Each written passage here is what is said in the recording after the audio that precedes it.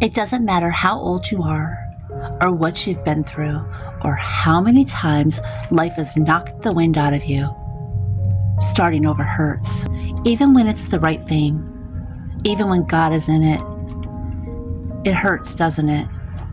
No one tells you how lonely it feels at first, how quiet the house becomes, how the nights stretch on forever, and how mornings feel too big and just too empty. No one tells you how starting over makes you question everything: your worth, your future, your decisions, and your strength. And no one tells you how much courage it takes just to get out of bed, make the coffee, and just face another day that doesn't look anything like you planned. But let me tell you something I learned the hard way. Starting over is not a punishment.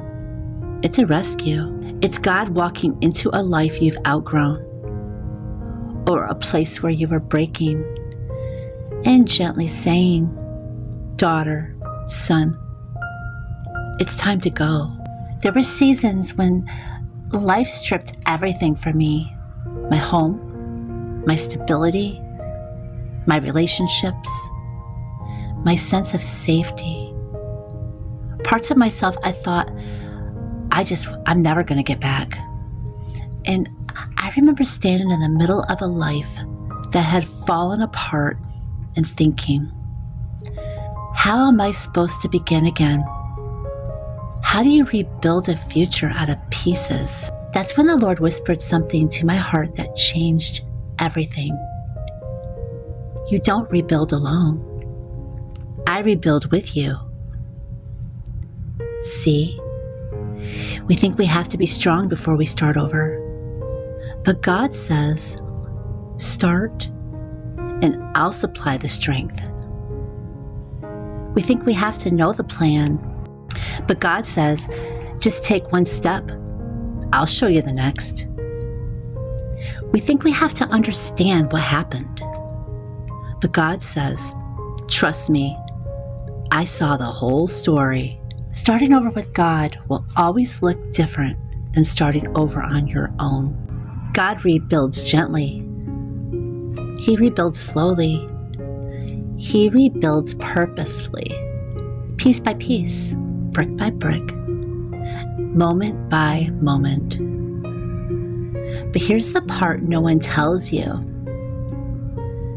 God often allows your life to completely fall apart so He can put you back together. And yes, sometimes He lets things end that we begged Him to save. Not because He's cruel, not because He's distant, but because He knows what we couldn't see from where we were standing. You may have lost a home, a marriage, a friendship, your health, your identity, your security, your place in someone's life. But look at you, still standing, still breathing, still here. There are times when the darkness feels so heavy, the hope seems cruel. When you look around your life and think, if God sees this, why hasn't He helped me? Why did I have to endure what no one should?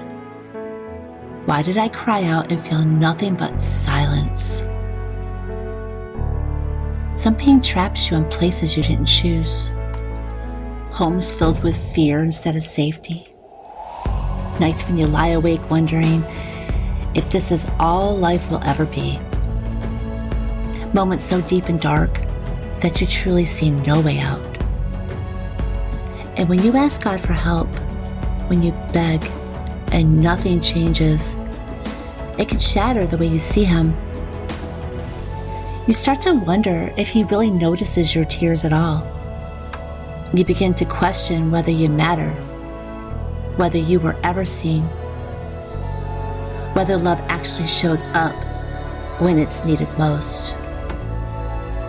The silence, it hurts in a way words can't touch. But silence does not mean absence. Sometimes God's rescue, it doesn't look like immediate escape. Sometimes it looks like survival when you should have been destroyed. Sometimes it looks like the strength to endure what would have broken someone else completely. Sometimes it looks like a heart that is still soft enough to question, because numbness would have been easier. God sees what others never saw. He knows what you carried alone. He remembers every tear you cried when no one came.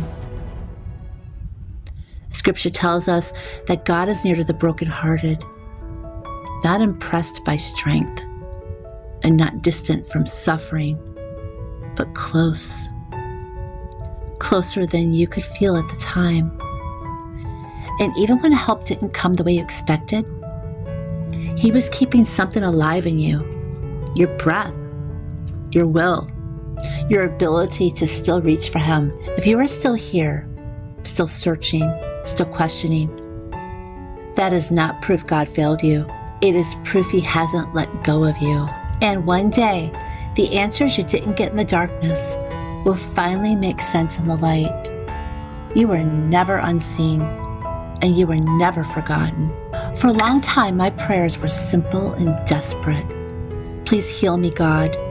Please make this stop. Please take this away. I prayed for years that God would fix my mind. I asked Him to take away my depression, to stop the panic, quiet the fear, to make the PTSD, the paranoia, the bipolar swings just disappear. I believed that if I prayed enough, trusted enough, believed hard enough, that He would heal me. And you know what? He didn't. And I won't lie, that was painful. There were days I wondered if something was wrong with me, if my faith wasn't strong enough, if God helped other people, but not me.